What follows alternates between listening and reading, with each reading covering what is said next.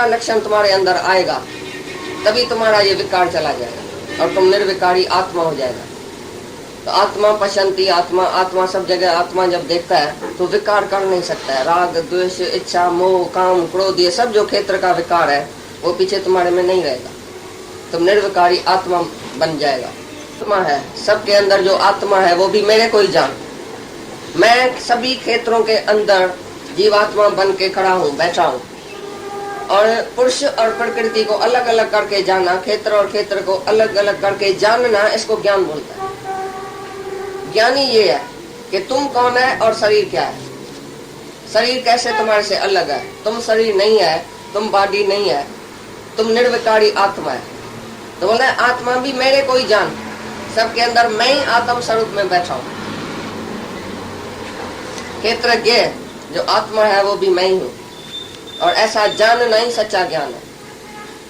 ऐसे ज्ञान को भी जानना है। वो जो है किस कैसे उत्पन्न हुआ, कौन से उसके तत्व है, वो सब बताएगा। और धृति माना धारणा। भाई धारणा 3 किस्म की होती है, 17 अध्याय में लिखा पड़ा है, 18 में तो लिखा पड़ा है सतोगुणी धारणा क्या है। भाई परमात्मा पाने के लिए तुमको अंदर में धारणा होती है, पक्का होती है, मैं जरूर ऐसा करूंगा, जरूर भगवान मेरे को चाहिए। तो मन से वाणी से कर्म से, तुम कर्म भी ऐसा ही करेगा, मन से वाणी से सबसे परमात्मा की तरफ ही तुम जाएगा, ऐसा धारणा अंदर पक्की रखेगा तो ये सत्वगुणी धारणा है। और जो फल की इच्छा से कर्म करता है वो है रजोगुणी धारणा। तुमको फल चाहिए दुनिया का तो तुम उधर ही जाएगा, माया में ही जाएगा। ये भी धारणा है कि रजोगुणी, मेरे को ये चाहिए ये चाहिए ये चाहिए, 3 लोक में कोई भी चीज चाहिए, फल चाहिए उसका, तो तुम वही कर्म करेगा। ये रजोगुणी धारणा है अंदर में। और तमोगुणी धारणा है भय क्रोध आलस्य सुस्ती वेसर निंद्रा, ये सब है तमोगुणी धारणा। धारणा माने जो तुम पक्का है उसी बात में। समझो जो तमोगुणी आदमी है वो पक्का है, भाई नींद में भय में डर में वो छोड़ेगा ही नहीं, कितना भी तुम उसको बोलता है छोड़ता ही नहीं है, माना पक्का है इस बात में। ऐसी तरह से बोलता है ये धारणा भी अंतःकरण की वृत्ति है, वो भी इस विकार शरीर का ही विकार है, माना सूक्ष्म विकार है, सूक्ष्म देह का विकार। तो ये शरीर जो बताया सब 5 इंद्रियां, 5 ज्ञान इंद्रियां, कर्म इंद्रियां, 5 महाभूत उसके विषय, ये सब राग द्वेष इच्छा मोह चेतना और ये धृति, ये सब शरीर का ही विकार है, क्षेत्र का विकार। क्षेत्र में स्थूल सूक्ष्म सब आ गया, माना ये सारा शरीर जो है विकारी, वो विकारी कैसे कैसे उत्पन्न हुआ, किस चीज से उत्पन्न हुआ है, वो सारा बताया। अभी निर्विकारी आत्मा सुनाएगा, फिर विकार कैसे छूटे, कौन सा ज्ञान होना चाहिए तुमको, ये सब ज्ञान का लक्षण बताएगा। तो जब भी तुम ज्ञान का लक्षण अपने में धारण करेगा तभी तुम्हारा ऐसे शरीर क्षेत्र में जो ये विकार है वो चला जाएगा, तुम ज्ञानी बनेगा। अभी ज्ञान सुनाता है। श्रेष्ठता का अभाव, अभिमान, भाई मैं श्रेष्ठ हूँ, मैं अच्छा हूँ, मेरा नाम निकलना चाहिए, मैं बड़ा हूँ, मैं गुरु हूँ, ये शिष्य है, मैं ज्ञानी ये अज्ञानी, मैं बाप ये बेटा, मैं सेठ ये नौकर, मैं कुछ श्रेष्ठ हूँ दूसरे से। तो बोलता है ये जब भी ऐसा तुम अपमान करेगा तो ये अज्ञान है। श्रेष्ठता का अपमान सबके अंदर है, थोड़ा ही कोई बड़ा होएगा ना तो छोटे से हमेशा अपने को श्रेष्ठ समझेगा। ये अपमान जरूर अंदर में आएगा कि मैं बड़ा हूँ, माना मैं अकुल वाला हूँ, ये मेरा छोटा है, इसको अकुल कम है, मेरे को अकुल जास्ती है। ऐसा तुम्हारे सब में आता है कि नहीं? सास बोलती है बहू बेवकूफ है, घी जास्ती खलास करती है, मैं जब रंधने में खड़ी हुईगी तब ये अच्छी तरह से काम होएगा, नहीं तो ये बहू है ना आजकल खर्चा भी जास्ती करती है, घी बिगड़ाती है, ऐसा करती है, बेपरवाह है। अरे तुम खाली शांत करो, वो ऐसा घर चलाएगी जो तुम्हारे से बहुत अच्छा।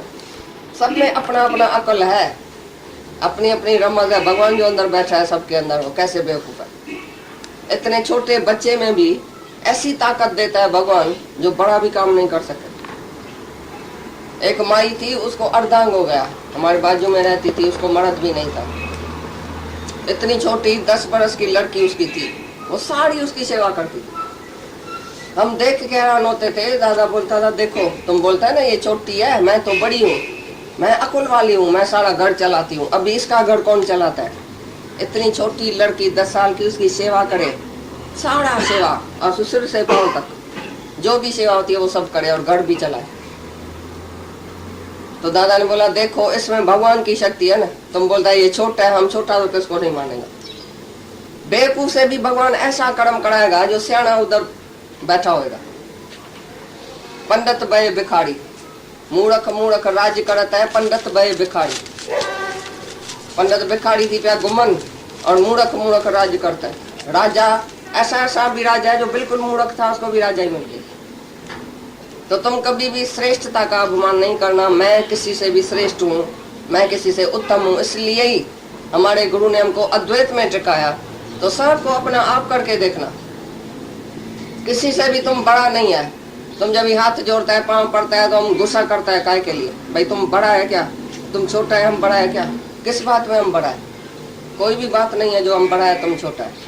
कभी भी तुम हाथ नहीं जोड़ना, पाँव नहीं पड़ना, झुकाना नहीं अपने को, क्योंकि तुम्हारे भीतर भी वही भगवान बैठा।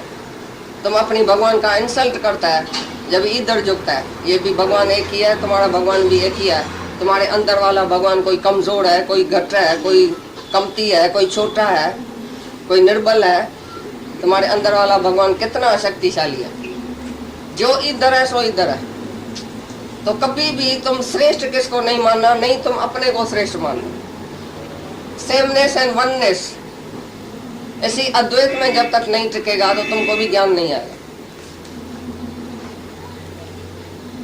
तुम्हारे अंदर में भी जब भी श्रेष्ठता का अभिमान आए, मैं सास हूँ ये बहू है, मैं बाप हूँ ये बेटा है, मैं सेठ हूँ ये नौकर है, मैं ज्ञानी हूँ ये अज्ञानी है। जब तुम थोड़ा सा ही ज्ञान लेगा तो घर में जाके सबको समझाएगा। तुम घर में समझाना छोड़ा है पहले सबको। जो तुम्हारे से छोटे है उसको तुम लेक्चर करते हैं कि नहीं घर में, तुम ऐसा नहीं करो, तुम ऐसा नहीं करो, तुम ऐसा नहीं करो। इसका मतलब है तुम उसको अज्ञानी देख के, कम देख के, बेवकूफ देख के तुम लेक्चर करते हैं। छोटे को सुधारता हूँ, मैं समझाता हूँ, तो इसका मतलब है तुम उससे श्रेष्ठ है ना, कुल वाला है ना, जो दूसरे को समझाता है। क्या जरूरत है किसको समझाने की? वो तुम्हारे को गुरु समझ के आके पांव पड़ाएगा तुम्हारे। भाई तुम बाबा जी, दादाजी तुम बहुत बड़ा है, बीबी जी, भाई माता जी, पिताजी तुम बहुत बड़ा है, हमारे से श्रेष्ठ है, तुम मेरे को भाई उपदेश करो। जब कृष्ण भगवान को अर्जुन ने, इतना बड़ा कृष्ण भगवान श्रेष्ठ था, तभी भी अर्जुन ने जब भी उसका शरण लिया है तभी उसने सबक दिया। ऐसे ही नहीं जाके अर्जुन को बोला आओ जी तो मैं तुमको ज्ञान दूं, कभी भी नहीं। तुम तो बेटा तुम्हारा सुनेगा भी नहीं, तो भी तुम बोले बेटा इधर आओ मैं समझाऊं। तुम बेवकूफ है, तुम ऐसा करता है, तुम मूर्ख है। इसका मतलब है तुमको श्रेष्ठता का अभिमान है कि नहीं, कि मैं बड़ा हूँ ये छोटा है, मैं अकुल वाला हूँ, सियाना हूँ, समझू हूँ।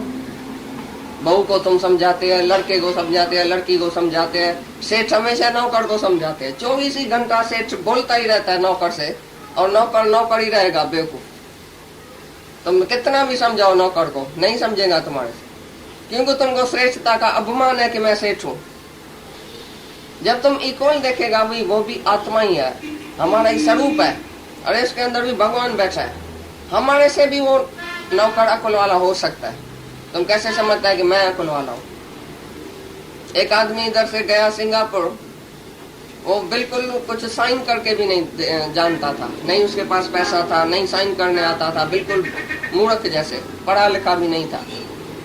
वो गया उधर, उसको ऐसा नौकर अच्छा मिला, मैनेजर अच्छा मिला, होशियार, 3 दुकान खोला उधर सिंगापुर। हम जब इधर से गए तो वो लखपति सेठ ऊपर बैठा था कुर्सी पर। हम जब उससे मिले तो मैंने बोला ये दुकान किसका है? बोला ये आपका ही है। हम तो समझ गए भाई इसका ही है। बोला तुम तो साइन करके भी नहीं जानता था, पैसा भी नहीं था तुमको जब तुम इंडिया से आया, ये किधर से ये दुकान है? बोला भगवान ने, सब भगवान ने किया, मैं कुछ नहीं जानता, मैं कुछ हूँ ही नहीं। मैं अभी सेठ की कुर्सी पर बैठा हूँ तो भी हमको शर्म आता है, तो मैं कैसे सेठ बन गया? मेरे को आता भी कुछ नहीं। ये सब ये जो नौकर है, मैनेजर है, ये सब इसकी बड़ाई है, इसने ही सब कुछ किया है, हमको तो कुछ आता भी नहीं। आज भी जो मेरे से साइन करा के जाता है मैं करता हूँ अंधे की तरह। मेरे को पता नहीं है ये कौन सी साइन कराता है, क्या करता है। मुफ्त में ये दुकान मिल गया, मुफ्त में ये सब पैसा मिल गया, प्रारब्ध है, बाकी मैंने कुछ नहीं किया। तो देखो तो सबके अंदर भगवान बैठा है, तो कोई भी कम नहीं है तुम्हारे से। कम समझ के किसी से नहीं बोलो भाई ये कम अकुल वाला है, मेरे को बहुत अकुल है, बहुत सियाणप जम का भाव व्यापे, सहस सियाणप लखो है तो एक न चले नाल। एक भी तुम्हारी सियाणप भगवान के रास्ते में काम में नहीं आएगी। तुम कैसा बोलता है मैं सियाणा हूं? तुम बेटे के सामने जब भी खड़ा होता है तो तुम समझते है ना मैं बाप हूं उसका। कब ये तुम्हारा अभिमान जाएगा कि मैं बाप नहीं हूं? क्यों नहीं समझता है वो बाप है? कभी था तुम बेटा, कभी तुम पिता है, तो कैसे तुम समझता है ये मेरा है, मैंने इसको पैदा किया है, इसको अकुल नहीं है, मैं बड़ा हूं ये छोटा है। ये श्रेष्ठता का अपमान कभी भी नहीं करो, सबसे आगे जीरो होके चलो। शरीर करके तुम जीरो है सबके आगे। सबको बोलो हाँ तुम बहुत अकुल वाला है, हाँ हाँ तुमको बहुत अच्छा आता है, तुम तो आजकल का जवान बहुत होशियार है। भाई हम थोड़ी होशियार है, तुम क्या नहीं है, तुम क्या नहीं है।